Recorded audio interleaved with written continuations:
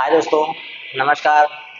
कैसे हैं आप सभी लोग? आशा करते हैं आप सब लोग स्वस्थ होंगे, व्यस्त होंगे, अपनी पढ़ाई में मस्त होंगे।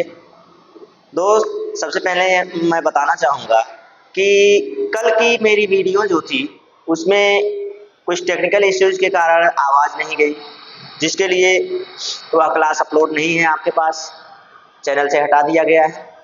तो उसी क्लास को मैं पुनः आपके सामने लेकर उपस्थित हूँ।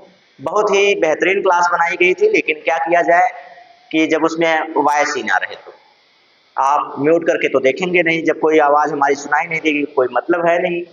तो दोस्त, समय बहुत कम है, उसको देखते हुए जल्द से जल्द ये जो सेशन है इसको शुरू किया जाए। आज का जो सेशन है दोस्त, उसमें क्या होगा, तो उसमें है शिक्षण। शिक्षण में मैं शुरू करना चाहूँगा। शिक्षण में 15 प्रश्न आज के जो हैं वो बेहतरीन प्रश्न आपके लिए हैं। देखते हैं कितना आपका सही होगा। चलिए जल्द से जल्द शुरू करते हैं। तो ये रहा पीडीएफ नंबर 15। पीडीएफ नंबर 15 में 30 प्रश्न एक श्रृंखला में, लेकिन 15-15 प्रश्न करके मैं हल करवा रहा हूँ, क्योंकि प्रश्न की व्याख्या करने में इतना समय लग जाता है कि भाई 15 प्रश्न ही हो पाते हैं, नहीं तो 1.5 घंटे से कम तो नहीं जाने वाला। चलिए, ये रहा पहला प्रश्न आपका जो 16वें नंबर पर है। और सबसे पहले आपको मैं ये बताना चाहूँगा कि पूर्वांचल कैरियर क्लासेस जो हमारा ये प्रोफेशनल यूट्यूब चैनल है, इसको आप सब्सक्राइब कर लीजिए, अपने दोस्तों में शेयर कर दीजिए। और जब मैं आपसे प्रश्नों की श्रृंखला पे चर्चा करता हूँ, तो उस समय आपको कमेंट करना भाई ज़रूरी हो जाता है। और लाइक के लिए तो भाई मैं क्या ही कहूँ, जब क्लासेस आपको निःशुल्क मिल रही हैं तो एक लाइक से क्या जाता है, आपका लाइक तो कर ही देना चाहिए। तो चलिए, ये रहा पहला प्रश्न आपके सामने, तो इस प्रश्न का उत्तर दीजिए जल्द से जल्द। देखते हैं कितने प्रश्न आपके सही होते हैं और कितना आपने मेहनत किया हुआ है। तो आइए, पहला प्रश्न आपके सामने। प्रश्न आप पढ़िए, तब तक मैं जो औपचारिक कार्य हैं उनको कर लेता हूँ।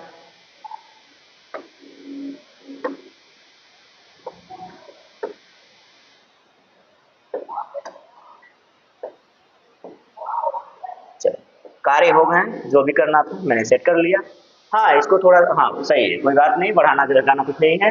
लेखार्थनम, देखिए लेखनार्थम बालान अध्यापन समय शिक्षक रूपेण भवता किम करिष्यते।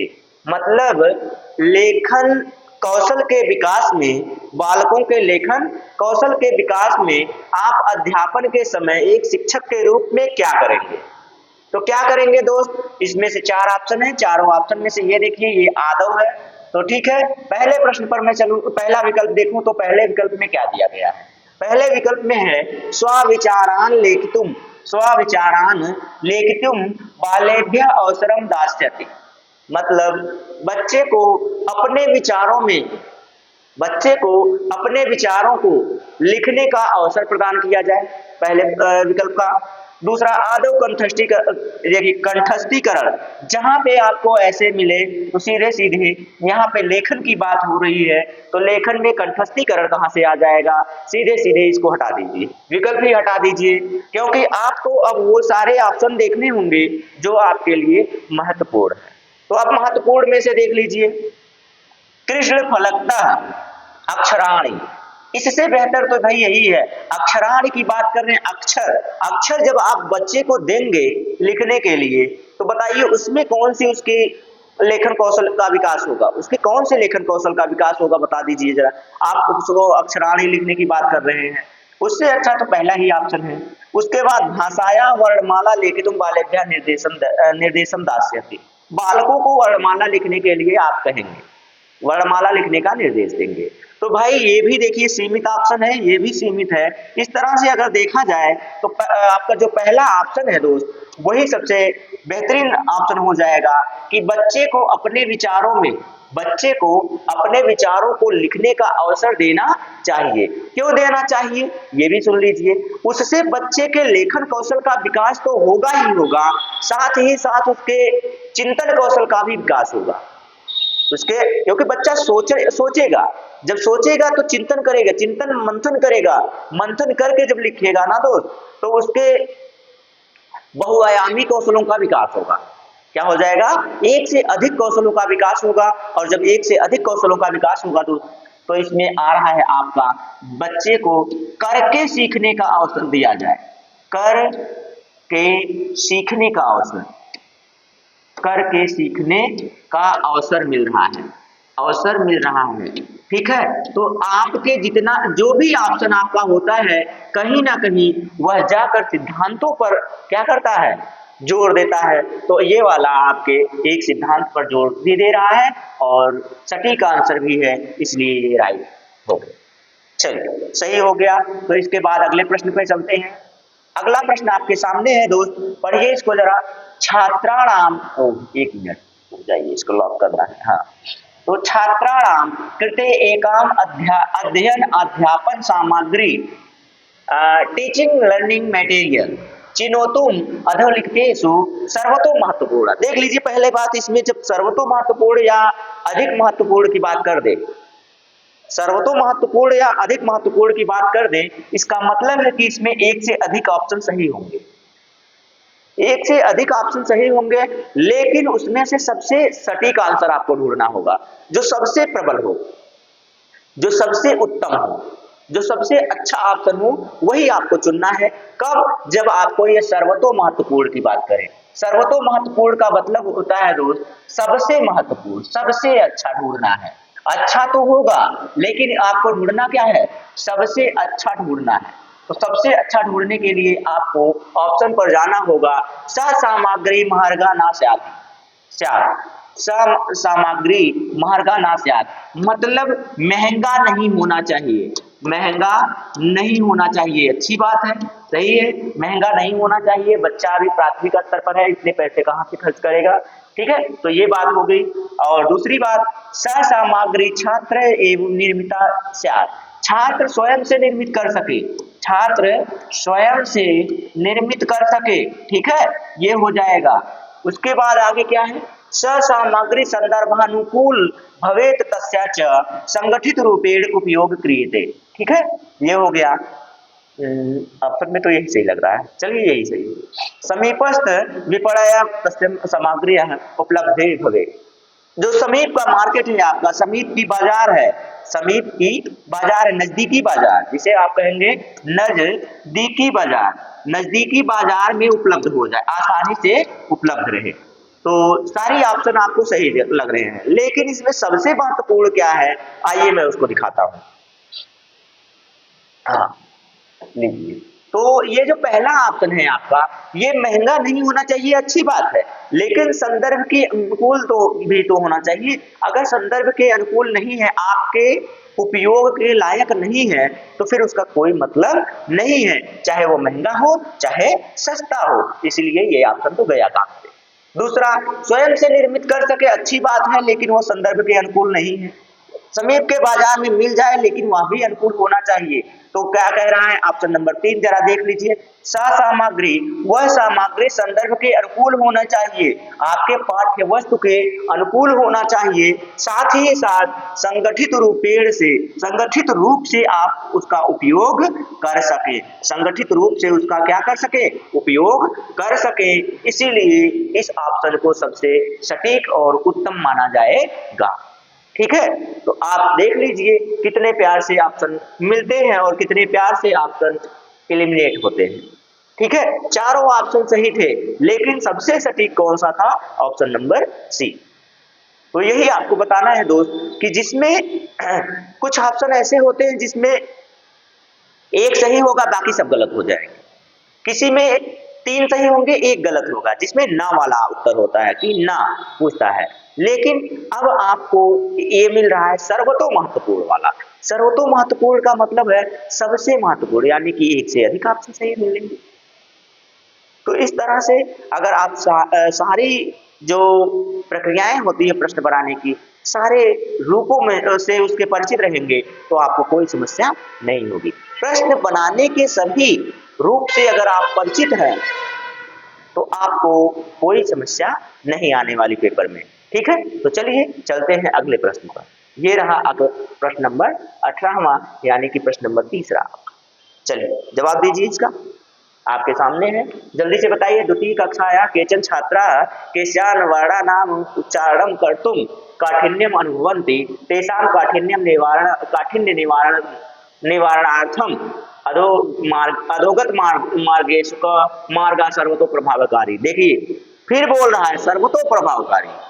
जब बोल दिया उसने सर्वतो प्रभावकारी, इसका मतलब है कि सबसे प्रभावकारी। इसमें से कुछ ऑप्शन और भी सही हो सकते हैं, लेकिन अब सबसे प्रभावकारी ढूंढना है तो भाई ढूंढिए ना। 4 ऑप्शन तो हैं आपके पास। पहला ऑप्शन अन्यानुप्रासिक शब्दानाम लघु युग्म कार्यकलापानाम उपयोग कुर्यात् एवं स छात्रान् वर्णोच्चारणं कारयेत शब्देषु तस्य वर्णस्य अभिज्ञानं च कारयेत। अगर मैं तेजी से पढ़ूंगा तो भाई यही होगा, आपको समझ में नहीं आएगा, इसीलिए धीरे धीरे पढ़ता हूँ, ठीक है। पाठस्य उच्चय वाचनम कृत्वा, उच्चय पाठनम कृत्वा, भाई वर्णों का, अच्छा प्रश्न का मैं प्रश्न नहीं बताया ना आपको, उसका उत्तर क्या होगा, उसका भाव क्या होगा। तो द्वितीय कक्षा के कुछ छात्र हैं जिनको वर्णमाला का उच्चारण करने में क्या, कुछ वर्णमाला के जो अक्षर होते हैं ना उनको उच्चारण करने में उनको समस्या उत्पन्न हो रही है। तो उस समस्या को दूर करने के लिए आप क्या करेंगे, तो सबसे पहले उच्चय को हटा दीजिए, पुनः पुनः बार बार अभ्यास करवाएंगे काठिन्य निवारण के लिए। तो बार बार अभ्यास भी बहुत ज्यादा जरूरी नहीं है। मुखस्य ये तो वैसे ही कट गया, ठीक है। बचा क्या आपको, बचा आपका देख लीजिए क्या, तो बचा आपका अन्यानुप्रासिक शब्दानाम लघु युग्म कार्यकलापानाम उन्हें कलापानाम उपयोग कुर्या। मतलब क्या है कि इन उससे संबंधित वर्ण माला से संबंधित जो अक्षर हैं उनसे संबंधित आप छोटे छोटे शब्दों को क्या करेंगे, बनाएंगे और उनसे क्या कराएंगे, उच्चारण करवाएंगे। शब्दों का उच्चारण कराते कराते इतना अभ्यास करवा देंगे कि उनको जो वर्ण हैं, जो अक्षर हैं, उन अक्षरों का उच्चारण आसानी से हो जाए। तो यानी कि उनकी जो समस्या है उसका समाधान करने के लिए आप उनको शब्द देंगे, उन पर आधारित उन शब्दों को बार बार प्रयास करवाएंगे। प्रयास करवाने के बाद उस शब्द के माध्यम से उन वर्णों का ज्ञान करवा देंगे जिससे उनको समस्या हो रही थी, जिस वर्णों में उन्हें समस्या हो रही थी।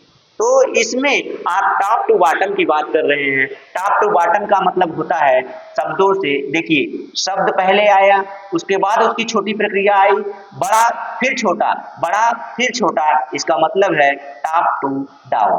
टॉप टू डाउन या इसी को टॉप टू बॉटम कहते हैं। क्या कहते हैं, टॉप टू बॉटम कहते हैं, ठीक है। ये लीजिए आप एक एक नियम में आपको यहाँ बताते जाता हूँ, आपको अगर समझ में आएगा तो मजा ही आ जाएगा भाई, क्योंकि आप इसके बाद पता नहीं कितने प्रश्न हल कर लेंगे इसी के आधार पर। लीजिए क स पद्धति यस्या व्याकरण नियमानुपरि प्रधानेन ध्यानं दीयते अनंतर च तधारितानाम उदाहरण नामोपरि। इस प्रश्न का क्या मतलब है, इस प्रश्न का मतलब है कि पहले भाई कोई इंसान व्याकरण पढ़ा रहा है तो उसके नियमों को पढ़ा दे रहा है, नियमों को पढ़ाने के बाद वह उदाहरण दे रहा है। इसका मतलब है 2 ही विधियां इस तरह की होती हैं। तो एक मिनट,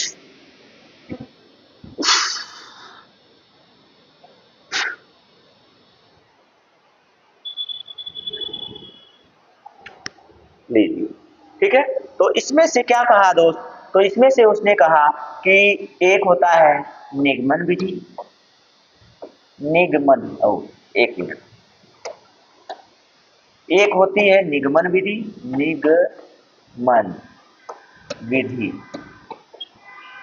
और दूसरी होती है आगमन विधि। दोनों को मैं बता दे रहा हूं, उत्तर आपको मिल जाएगा, ठीक। दोनों को मैंने बताया भी है भाई, ऐसा नहीं है कि नहीं बताया है, मैंने पढ़ाया हुआ है, प्रीवियस क्लासेस आप देखेंगे तो बखूबी मैंने समझाया हुआ है इन दोनों को। निगमन में पहले क्या आया भाई, नियम, नी आया है। नी का मतलब क्या हो गया, नी का मतलब पहले नियम, फिर उदाहरण। नियम के बाद क्या है, फिर उदाहरण। ठीक, निगमन में पहले क्या आया, नी का मतलब नियम, नियम के बाद उदाहरण। इसका मतलब है कि पहले नियम दिया गया, फिर उदाहरण दिया गया। इसमें क्या है, डिडक्टिव मेथड। कौन सा मेथड, डिडक्टिव मेथड का प्रयोग इसमें किया गया है। यानी कि क्या है इसका मतलब है कि निगमन विधि का प्रयोग इसमें किया गया है। आपको आसानी से समझ में आया होगा। लेकिन फिर आगमन विधि क्या है भाई, इंडक्टिव मेथड क्या है, इंडक्टिव मेथड क्या है। तो इसमें आगमन विधि में आप देखेंगे, आगमन में पहले ही लिखा हुआ है आगे। क्या लिखा हुआ है, आगे, आग लिखा हुआ है ना, आगे। आगे का मतलब क्या हुआ, आगे उदाहरण, आगे उदाहरण, फिर नियम, फिर से नियम, तब जाके आपका क्या होगा, आगमन विधि होगी। दोनों विधियां आसानी से आपको समझ में आ गई होगी। एक तो आगमन विधि, दूसरी निगमन विधि। निगमन में पहले नियम, आगमन में पहले उदाहरण। ठीक है, चल आगे चलते हैं। ये विद्यार्थी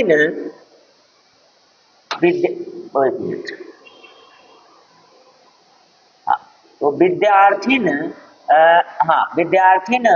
भाषाया अधिग्रहण कुर्वन्ति।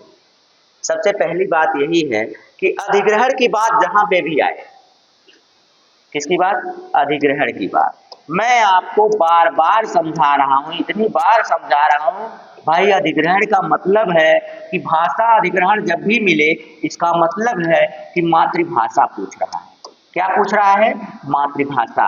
और मातृभाषा सीखी कैसे जाती है, अनौपचारिक तरीके से। किस विधि द्वारा, तो अनौपचारिक रूप से, अनौपचारिक रूप से, अनौपचारिक रूप से। ठीक है, अनौपचारिक रूप से। ठीक, अनौपचारिक रूप के बाद क्या किया जाए, तो यही होती है साहजिक विनिमयन का सिद्धांत, विनिमय का सिद्धांत। ये इसी को कहा जाता है, इसी को कहा जाता है कि किसके द्वारा सीखा जाता है भाई, तो इसी को कहा जाता है कि वातावरण में अंतःक्रिया से सीखा जाता है। वातावरण में अंतःक्रिया द्वारा सीखा जाता है। अंतःक्रिया द्वारा सीखा जाता है, सीखी जाने वाली भाषा है। स्वतः ही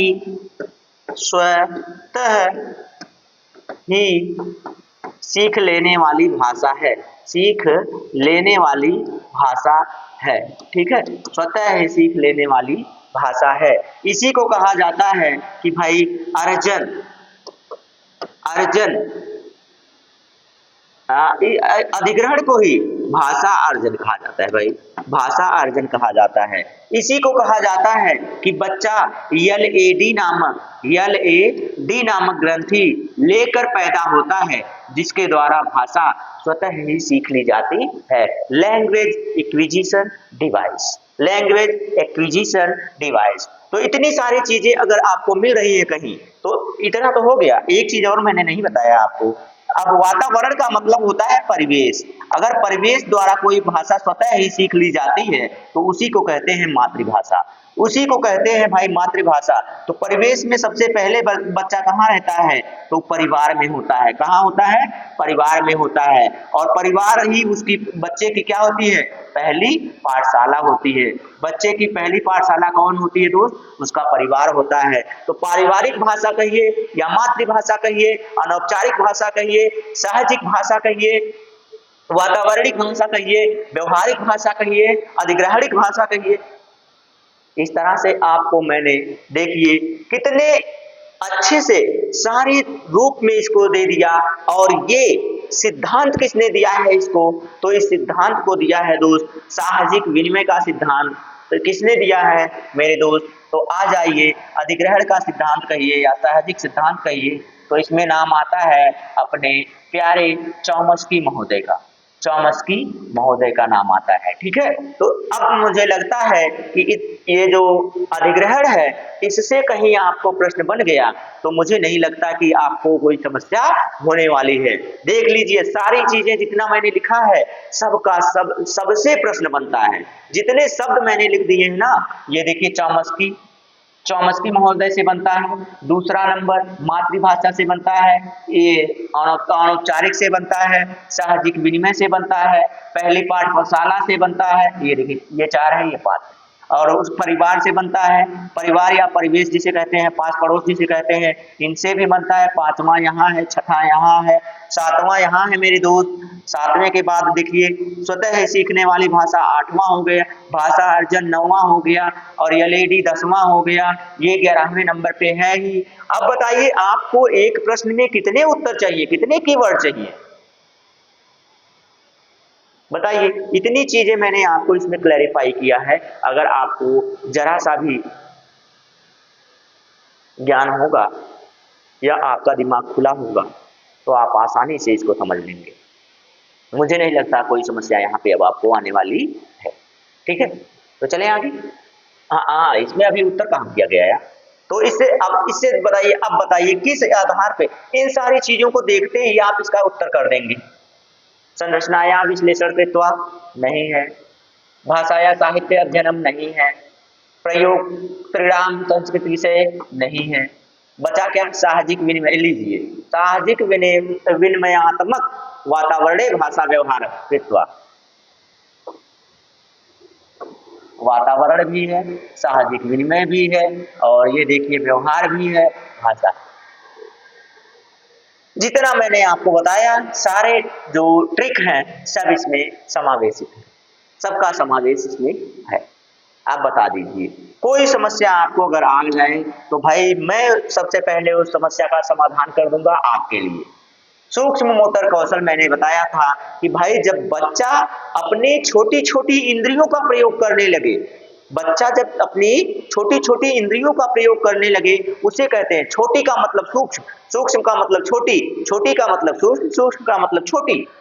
बस इतना सा ध्यान देना है। छोटी इंद्रियों का प्रयोग वो कब करता है, छोटे अंगों का प्रयोग कब करता है? जब वह लेखन कौशल का विकास करता है, जब वो लिखने का प्रयास करता है। लिखने का प्रयास, लिखना मतलब छोटी छोटी उंगलियों द्वारा लिखता है, लिखना मतलब छोटी छोटी उंगलियों द्वारा लिखता है, छोटी छोटी उंगलियों द्वारा क्या करता है? लेखन कार्य करता है, जिसे सूक्ष्म मोटर कौशल कहिए, या फिर आप फाइन मोटर, फाउंड नहीं, fine motor skill, fine motor skill कहिए, जो भी आपको समझ आए आप वो कह सकते हैं। फाइन मोटर स्किल सही लिखा हुआ तो है, बाकी समझना क्या है, इसका उत्तर भी मिल गया, देखिए राइटिंग। बाकी आप और को देखिए ही मत। क्यों देखेंगे भाई, जब मैंने आपको ट्रिक टाइप से इसको बताया है कि सूक्ष्म मोटर कौशल जैसे ही कहे इतना समझ लीजिएगा, कोई ऐसा कार्य करेगा जिसमें उसके छोटे छोटे अंगों का प्रयोग होगा, छोटे छोटे अंगों का। चढ़ने में बताइए कहाँ छोटे अंगों का, पूरे शरीर का प्रयोग। पढ़ने में बताइए कहाँ छोटे अंगों का प्रयोग, कूदने में छोटे अंगों का कहाँ प्रयोग हो रहा है? सिर्फ लिखने में हो रहा है ना, उसकी छोटी छोटी उंगलियों का प्रयोग हो रहा है, इसका मतलब है लेखनम। उत्तर मिल गया। चलते हैं अगले। शिक्षकेण पृष्ठेषु अधोलिखित प्रश्नेषु क प्रश्न कक्षाया बहुभाषिकवादस्य प्रोत्साहनं कुर्यात्। अब इसमें आया है बहुभाषिकता। बहुभाषिकता का मतलब है दोस्त कि एक से अधिक भाषा, एक से अधिक भाषा। और कोठारी आयोग ने त्रिभाषा सूत्र भी इसी पर दिया है कि बच्चा एक भाषा नहीं, जब दूसरी भाषा में भी जाता है तो उसको जो दूसरी भाषा है उसके लिए बाधा नहीं होती है, कोई समस्या नहीं उत्पन्न करती है, वह उसके लिए संसाधन का रूप प्रयोग करती है। और बच्चा जो होता है दोस्त एक से अधिक भाषाओं का ज्ञाता होता है। कैसे होता है वो भी बता दे रहा हूं। जैसे अब बच्चे की जो मातृभाषा है वो हो गई, एक भाषा उसके पास, लेकिन जब वो पास पड़ोस में जाता है तो जो अलग वाले लोग होते हैं, जो उसे इतर होते हैं, वो बालक आएगा कुछ तो शब्द बोलेगा, जो कुछ शब्द बोलेगा अंतः क्रिया करेगा उससे, उनके शब्दों का भी ये अपने अंदर समावेश कर लेगा। बालक जब उन शब्दों का भी समावेश कर लेता है, देखिए, जब कोई बालक होता है बाहर जाता है, वहां से कुछ सीख कर घर में आता है और बोलता है, तो आपको अच्छा लगे या बुरा लगे तो आप कहते हैं ना, ये कहाँ से सीख लिया तुमने? भाई उसने वातावरण से सीख लिया, परिवेश से सीख लिया, पास पड़ोस से सीख लिया। तो एक से अधिक भाषाओं का प्रयोग किया कि नहीं किया? कुछ अंग्रेजी के शब्द सीख लेता है, कुछ हिंदी के शब्द सीख लेता है, मातृभाषा में तो बोलता ही है, मतलब एक से अधिक भाषाओं का वह प्रयोग कर लेता है।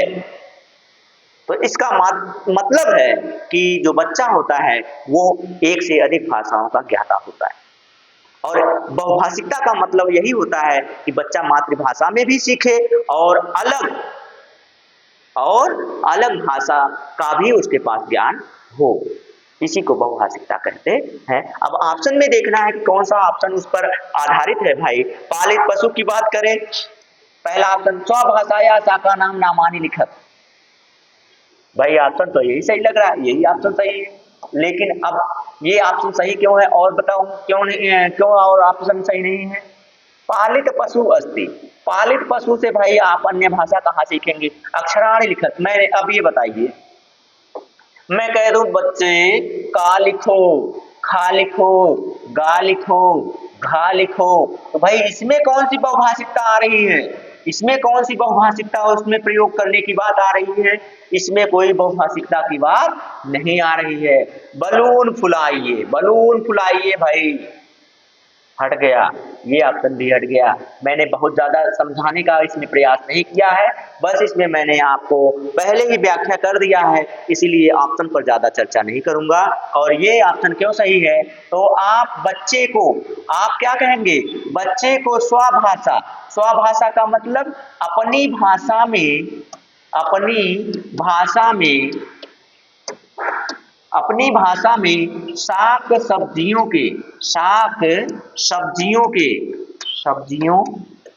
के नाम लिखने की बात हो रही है।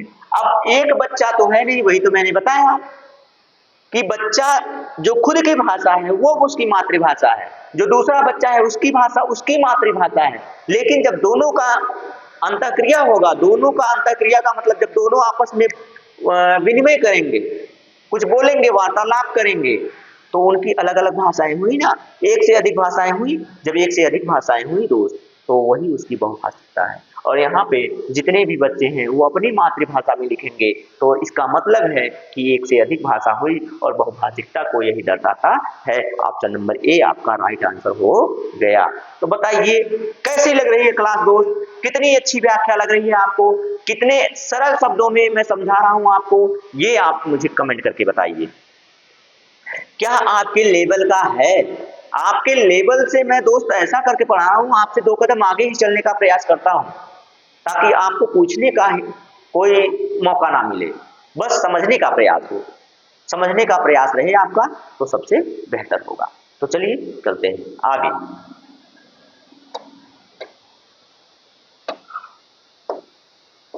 अगर मैं व्याख्या करना शुरू कर दूं ना दोस्त, तो एक ही प्रश्न पे मैं आपको 15-20 मिनट तक बोल दूं, लेकिन क्या फायदा होगा? जितनी आवश्यकता है उतना कर लीजिए, अच्छी बात होगी। लीजिए निम्नतर कक्षासु, अब बता दीजिए निम्नतर कक्षासु का मतलब समझिए कि जो हमारे एग्जामिनर महोदय हैं वो आपको फंसाने का प्रयास कर रहे हैं। कैसे फंसाने का प्रयास कर रहे हैं जरा देख लीजिए कि भाई निम्नतर का मतलब वही तो हुआ, आप प्रारंभिक नहीं लिख पा रहे थे, प्रारंभिक कक्षा की बात नहीं कर पा रहे थे, प्रारंभिक कक्षा का छात्र है, प्रारंभिक कक्षा का छात्र है, हाँ ये नहीं लिख पा, निम्नतर लिख के कंफ्यूज करवा रहे हैं। बताइए तो क्या हम लोग कंफ्यूज होंगे?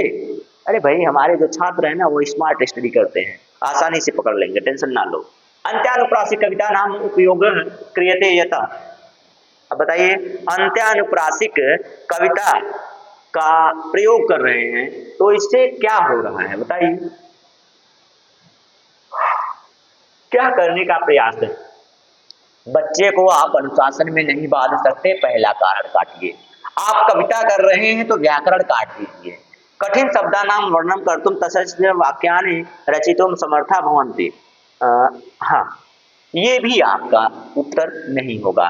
3 ऑप्शन तो आपका कट गया, तो अब आप बताइए बचा कौन?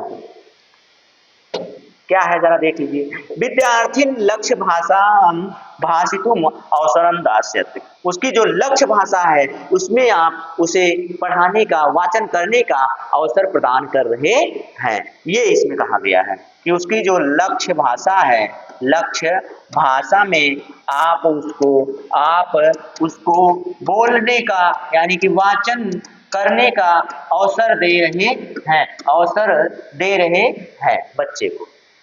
तो ये ऑप्शन बच्चे को अवसर दे रहे हैं, इसका मतलब सबसे राइट आंसर हो गया। राइट आंसर हो गया कि नहीं हो गया? हो गया भाई, हो गया। चलिए चलते हैं अगले प्रश्न पर। ये रहा अगला प्रश्न, प्रश्न नंबर 24। चलिए जल्दी से इसका उत्तर दीजिए। आपके सामने है एक शिक्षिका, लीजिए मैडम जी आ गई, शिक्षिका महोदया आ गई। तो शिक्षिका महोदया से भाई कोई ईर्ष्या, कोई जलन मत रखिए, शिक्षक हैं कोई बात नहीं। शिक्षिका महोदय से बच्चे ज्यादा सीखते हैं, बच्चे ज्यादा प्रिय रखते हैं, ठीक है। चलिए, एका शिक्षिका कक्षायां श्रवण संबंधी गतिविधि कार्य तुम निश्चय कृतवत् सा चर्चारूपाणां गतिविधीनां योजनां करोति कश्चन गूढ़प्रश्नानां पृष्ट्वा छात्रान् श्रोतुं नियोजित तेषां रुचि चर्चा च वर्धयति एत प्रस्तुतया सन्ति। क्या प्रस्तुत करने का प्रयास कर रही हैं इस पर ये महोदया? तो ये महोदया बच्चे के श्रवण से पूर्व जब ये सारी कार्य कर रहे हैं, ये सारे कार्य बताइए, चर्चा पर आप क्या कर रही हैं? चर्चा पर चर्चा कराने का प्रयास कर रही हैं, जिसपे आधारित आप गूढ़ प्रश्न तैयार कर रही हैं। गूढ़ प्रश्न आपने नियोजित किया, क्या किया? पूछने का क्या किया? तैयार किया। तो आप बताइए, उनसे पहले आपने कार्य किया, उनको सुनाने से पहले आपने कार्य कर लिया। पहले कार्य किया का मतलब पूर्व हो गया। पहले कार्य का मतलब क्या हो गया भाई? पूर्व हो गया। अब पूर्व जिसमें हो, श्रवण की बात कर रहे हैं, श्रवण पूर्व, अब गतिविधि करा रही है, गतिविधि। तो आप बताइए, अब यही ऑप्शन यही मिलना चाहिए, यही ऑप्शन मिलना। श्रवण समय नहीं है, पहले की बात हो रही है। श्रवण परगत बाद की बात कर रहा है। देखिए, पर का मतलब बाद हो गया। श्रवण अंतरर मतलब सुनते हुए, साथ की भी बात नहीं कर रहा है। अब इसके बाद बचा कौन? ये लीजिए, सीधे लिखा है तो है, लिख तो दिया पूरा। श्रवण पूर्व गतिविधियां, भाई आप बच्चों से श्रवण गतिविधि कार्य करवाने का प्रयास कर रही हैं, उससे पहले आप उनको बता रही हैं, चर्चा पर चर्चा कर रही हैं, चर्चा पर चर्चा के साथ उस पर गूढ़ प्रश्न बना रहे हैं। तो सुनाने से पहले बना लिया ना सब कुछ, तो श्रवण पूर्व गतिविधि हुई। श्रवण के बाद की गतिविधि कब होती? जब आप उनको कविता सुना देते, उस पर आधारित प्रश्न पूछते, श्रवण पर गतिविधि हो जाता ना। अब आप अगर अनंतर का मतलब क्या हुआ? समयक गतिविधि का मतलब साथ चलना, समय ही उसी समय सारे कार्य कर लेना। पर गतिविधि का मतलब बाद में, पर गतिविधि का मतलब बाद में। बाद का मतलब क्या हुआ? पहले आप पढ़ा दीजिए, फिर बाद में प्रश्न पूछ लीजिए उस पर आधारित। ये पर की बात हो गई। लेकिन अनंतर की बात कब हुआ? अनंतर का मतलब फॉलो अप। फॉलो अप का मतलब क्या होता है? पहले आप पढ़ा दीजिए, बच्चे को वही रिपीट करवाइए।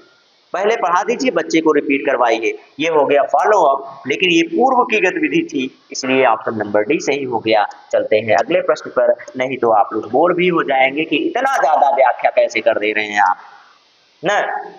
हाँ, भाषा कक्षायां चित्राणां विज्ञापनानां अधोलिखितेषु का उक्ति न समीचीना अस्ति। देखिए, मैंने कहा था कि ना समीचीना भी आ सकता है, मतलब 3 ऑप्शन सही होंगे, चौथा ऑप्शन सही नहीं होगा।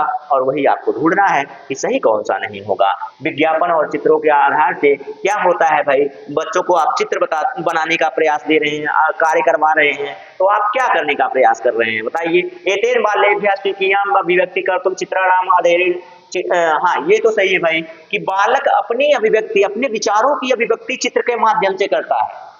बच्चे के अंदर जो अभिव्यक्ति है, जो विचार है, जो भाव है, उनको प्रकट करने का प्रयास करता है। ये तो सही हो गया। दूसरा वाला अपने काल्पनिक, ये भी सही हो गया। काल्पनिक जगत का वो क्या करता है? आपके समक्ष सर्जन करता है। उसको क्या करता है? उसको अपने चित्र के माध्यम से दिखाया जाता है काल्पनिक जगत को, ठीक है, अपने काल्पनिक जगत को। तेषां श्रवण कौशल का विकास कहाँ होगा भाई? वो चित्र का देख लीजिए, मिला ना, मिल गया यहीं पे। देखिए श्रवण कौशल का विकास इसमें कहाँ होगा, यही तो उत्तर हो जाना चाहिए। एतेन चित्राणाम अवलोकनार्थम बालेभ्यः अवसरम दास्यते। सही बात है भाई, चित्र जो होते हैं वो बच्चे को अवलोकन करने का क्या करते हैं, अवलोकन करने का अवसर प्रदान देते हैं, अवसर प्रदान करते हैं। लीजिए हो गया। और ये वाला विकास श्रवण कौशल का विकास कहाँ होता है, हटाइए इसको, यही वाला सही हो जाएगा भाई, यही सही हो जाएगा, क्योंकि उसने पूछा है ना समीचीन, मतलब उचित उत्तर नहीं है। कौन सा उचित उत्तर नहीं है, तो यही उचित उत्तर नहीं है भाई, नहीं है ये उचित उत्तर। चलिए चलते हैं अगले प्रश्न पे। प्रश्न नंबर 25 हो गया, 5 प्रश्न और बचे हैं, जल्दी से कर लिया जाए। उद्गम साक्षरता स्तरे, उद्गम साक्षरता स्तरे का मतलब समझ रहे हैं आप क्या होता है, शुरुआती शिक्षा, शुरुआती शिक्षा, बच्चे की शुरुआती शिक्षा से जुड़ा हुआ प्रश्न है। अब क्या कह रहा है वो आपको प्रश्न, आप लेखन वर्गे स्वीक्रियते, लेखन वर्गे स्वीक्रियते, मतलब शुरुआती शिक्षा के समय बच्चे को जब आप शुरुआत में सिखाते हैं तो सबसे पहले उसके लेखन कौशल में कैसा विकास होता है, कैसा विकास होता है, क्या भाई सबसे पहले वो अक्षर लिखना शुरू कर देता है, क्या वाक्य लिखना शुरू कर देता है, क्या शब्द बनाना शुरू कर देता है, या फिर चित्र बनाना शुरू कर देता है, इसमें से कौन सबसे पहले वो कार्य करता है भाई। तो इसमें से सबसे पहले जो उसका कार्य होता है ना, तो सबसे पहले बच्चा कुछ नहीं बनाता है, सबसे पहले बच्चा टेढ़ी मेढ़ी रेखाएं खींचता है। क्या करता है, टेढ़ी मेढ़ी रेखाएं खींचता है, गोला बनाता है, चतुर्भुज बनाता है, आयत बनाता है, त्रिभुज बना देता है, ऐसे ऐसे सब कुछ वो बना के रख देता है, ऐसे ऐसे सब कुछ बना के रख देता है। तो इसको क्या माना गया है, जो बच्चा पहले लाइन खींचता है, तो बच्चा जब पहले लाइन खींचता है ना, तो उसको कहा जाता है कि वो चित्र प्रदर्शित कर रहा है, चित्रांकन कर रहा है। किसी ना किसी वर्ण में जो संकेत होते हैं ना, उनका कुछ ना कुछ वो अंश ड्रॉ कर रहा है, खींच रहा है।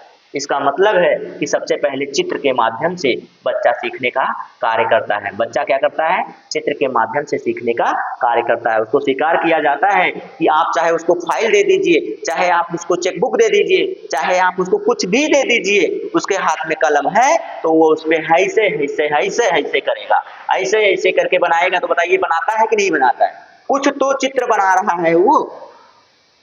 तो शुरुआती जो लेखन होता है बच्चे का जो प्रारंभिक लेखन होता है वो चित्रांकन के द्वारा होता है। पहले नंबर पर ये बनेगा, पहले नंबर पे ये होगा, उसके बाद वह अक्षरों का निर्माण करता है दूसरे नंबर पर, तीसरे नंबर पर वह तब जाके अक्षरों को जोड़कर शब्दों को बनाता है, फिर उसके बाद तब जाके वो वाक्य बनाने का प्रयास करता है। 1 2 3 4। अगर इसको मैं आपको कूट भाषा में भी दे दूं तो कूट भाषा में हो जाएगा सी के बाद आपका डी के बाद ए के बाद बी, यही आपको हो जाएगा आपका कूट भाषा। अगर इसका कूट भी बनाना चाहेंगे ना तो यही होगा। अगर यही चित्र की जगह पे संकेत दे दिया होता तो आप आसानी से समझ जाते, इसको चित्र की जगह पे उसने संकेत कर दिया होता ना तो आप बड़ी आसानी से समझ जाते कि पहले बच्चा सांकेतिक भाषा का प्रयोग करता है। लेकिन क्या करें आप क्या कर सकते हैं, जब वो चित्रांकन दे दिया, चित्रांकन का मतलब ये होता है एक से एक बढ़ के संकेत, एक से बढ़ के एक संकेत दिए जाते हैं चित्र में। तो चलिए दोस्त आगे चलते हैं अगले प्रश्न पर। अब मुझे नहीं लगता कि इससे आपको कोई समस्या उत्पन्न होने वाली है ऐसे प्रश्नों से। लीजिए, विद्यार्थिनः भाषायाः व्यवहारस्य निमित्तेषु किं सर्वाधिक महत्वपूर्णम् आकलनार्थम्। आप विद्यार्थी की व्यवहारिक भाषा जो उसकी होती है, मैंने बता दिया है भाई, पहले बताया है मैंने व्यवहारिक भाषा भी क्या होती है उसकी। तो उसका आकलन करने के लिए आप सबसे पहले क्या करेंगे, मूल्य का निर्धारण। ये तो भाई ये है ही नहीं, ये है ही नहीं भाई, क्या उससे वार्तालाप करेंगे, वार्तालाप करके उसकी व्यवहारिक भाषा का ज्ञान कराएंगे या नहीं, इससे भी नहीं होगा। ठीक, उसके बाद चित्रांकन सूची यानी चेकलिस्ट बनाएंगे, नहीं ये भी नहीं होगा। बचा क्या, पोर्टफोलियो दोस्त ऐसा है कि जिसके द्वारा आप शिक्षक और शिक्षार्थी दोनों का आकलन कर लेते हैं। शिक्षक और शिक्षार्थी दोनों का आकलन किसके द्वारा होता है दोस्त, तो पोर्टफोलियो द्वारा दोनों का आकलन आप कर सकते हैं, आसानी से कर सकते हैं। ठीक है, तो आप समझ सकते हैं कि पोर्टफोलियो होता क्या है। मैंने आपको बताया है कि पोर्टफोलियो एक डायरी या आप क्या कह सकते हैं एक नोटबुक होती है जिसमें सब कुछ नोट करके रखा हुआ होता है बालक के बारे में। तो बालक, अगर आप एक डायरी बना रहे हैं, पोर्टफोलियो बच्चे की तैयार कर रहे हैं, तो आपको आसानी से उसका आकलन हो सकता है। किसके माध्यम से? पोर्टफोलियो के माध्यम से। चलिए आप खुद का भी आकलन कर सकते हैं। चलिए सर्वतो महत्वपूर्ण की बात कर रहा है, बालस्य अधिग्रहण भाषा अधिग्रहण, बालक की भाषा अधिग्रहण। मैंने आपको अभी अभी इस पर इतना लंबा लेक्चर दिया है, क्यों दिया है बताइए, क्यों दिया है मैंने? अधिग्रहण। अधिग्रहण की बात का मतलब है कि भाषा अर्जन। क्या मतलब है इसका? भाषा अर्जन। क्या मतलब है इसका? इसका मतलब है भाषा अर्जन। भाषा अर्जन का क्या मतलब है भाई? भाषा अर्जन का मतलब है उसकी मातृभाषा। मातृभाषा, मातृभाषा किससे जुड़ी होती है? मातृभाषा उसके परिवार से जुड़ी होती है। किससे जुड़ी होती है? परिवार से, यानी कि उसकी माता से। माता कहाँ होती है? परिवार में, परिवार में होती है। तो ये देखिए परिवार से ऑप्शन मिल गया। बाकी ऑप्शन के बाद के हैं। बाकी जो ऑप्शन हैं वो किसके हैं दोस्त? तो भाषा अधिगम के हैं। किसके हैं? तो भाषा अधिगम के हैं। तो मैंने आपको अभी इसके पहले ही बताया, सारी चीजें मैं आपको एक दूसरे से जोड़ते हुए बताता हूँ, एक दूसरे के वास्ते ही बताता हूँ। तो आप समझ लीजिए कि कितने बेहतरीन प्रश्न हैं। इन प्रश्नों को समझिए और इन प्रश्नों को समझने के बाद आप प्रैक्टिस हल करिए, प्रैक्टिस सेट को हल करिए, देखिए कितना मजा आता है। आप इनको लिख लिया कीजिए, नहीं लिखेंगे भाई भुगतेंगे, आप भुगतेंगे, फिर मेरा क्या जाता है? मैं आपको निःशुल्क पढ़ा रहा हूँ, बस यही होगा कि भाई आपने मेरी लाज नहीं रखी, बस बात है। और क्या हो जाएगी? थोड़ा सा तकलीफ होगा और क्या होगा, थोड़ी सी तकलीफ होगी दिल में, और क्या होगी कि आपने अच्छा नहीं किया, अच्छा प्रयास नहीं किया मेरे साथ अच्छा परिश्रम नहीं किया। तो आप एक अच्छे बच्चे की तरह से मेरा अनुसरण कीजिए और मेरे साथ बने रहिए। बस मैं आपको आसानी से इस भाषा के माध्यम से सारी भाषाओं को हल करवा दूंगा। टेंशन ना लीजिए आप, आइए लगे रहिए मेरे साथ। बस व्याकरण नियमानाम कंठस्थीकरण। व्याकरण के नियमों को कंठस्थीकरण भाई किसके द्वारा किया जाता है? संरचना उपागम नहीं है, साहजिक। साहजिक तो अभी मातृभाषा में जुड़ा हुआ है ना, मातृभाषा में जुड़ा हुआ है ना, ठीक। ये तो अभी बताया, प्रत्यक्ष विधि इसमें होती ही नहीं है। आ गया व्याकरण अनुवाद पद्धति। व्याकरण अनुवाद पद्धति, व्याकरण अनुवाद पद्धति में क्या किया जाता है दोस्त? तो इसमें क्या क्या किया जाता है? कोई पाठ्यवस्तु मिल जाए, उसको पढ़ाते समय उसमें जो अंश होते हैं उनका व्याकरण अनुवाद करते हुए, उसका अनुवाद करते हुए या उसके व्याकरण को पूरी तरह से समझाते हुए अगर आप चल रहे हैं तो ये होती है व्याकरण पद्धति। क्या होती है? व्याकरण पद्धति होती है। चलिए आगे चलते हैं अगले प्रश्न पे, और यही प्रश्न हमारे देखने में तो हमारा अंत प्रश्न है, लास्ट प्रश्न है। तो इसमें भाषायाः अधिगमस्य कृते किम न आवश्यकम महत्वपूर्णम। आवश्यकम नहीं है भाई, महत्वपूर्णम। वही बात, आवश्यक हो या महत्वपूर्ण हो। तो ना पूछा है इसमें, ना पूछने का। और भाषा अधिगम, भाषा अधिगम, भाषा अधिगम भाई, भाषा अधिगम का सांस्कृतिक सिद्धांत किसने दिया है? तो ये दिया है वाइगोत्स्की महोदय ने ना, इन्होंने ही दिया ना, वाइगोत्स्की महोदय ने, वाइगोत्स्की महोदय ने दिया था ना, वाइगोत्स्की महोदय ने दिया था क्या? भाषा का सांस्कृतिक सामाजिक सिद्धांत। भाषा का सांस्कृतिक सामाजिक सिद्धांत किसने दिया था दोस्त? तो ये दिया था वाइगोत्स्की महोदय ने। तो चलिए महोदय ने, तो चलिए इस प्रश्न पर चलते हैं। तो ये प्रश्न क्या कह रहा है दोस्त? भाषा सीखने के लिए, भाषा सीखने के लिए आत्मविश्वास बहुत जरूरी होता है। अधिगम के प्रति प्रवृत्ति आपकी क्या है भाई? आपकी प्रवृत्ति कैसी है ये भी मायने रखता है, और प्रोत्साहन भी मायने रखता है। मायने नहीं रखता है तो वो क्या नहीं रखता है? अनुवाद। अनुवाद इसमें कोई मायने नहीं रखता है, और जो नहीं रखता है वही इस प्रश्न का राइट आंसर होना चाहिए। उस प्रश्न का राइट आंसर होना चाहिए। दोस्त कैसी लगी क्लास कमेंट करके जरूर बताइएगा, और चैनल पर नए हैं तो चैनल को सब्सक्राइब कर लीजिए और दोस्तों में शेयर कर दीजिए। बेहतरीन क्लास है, बेहतरीन कंटेंट है। अगर आप पास होना चाहते हैं तो, सफल होना चाहते हैं तो ऐसी क्लासेस मिस मत कीजिए, ठीक है। मेरा वादा है दोस्त, अगर आप मेरे साथ लगे हुए हैं तो आपको कोई फेल नहीं कर सकता, सफल होने से कोई नहीं रोक सकता है। चलिए दोस्त, तो आज के लिए बस इतना ही। जय हिंद।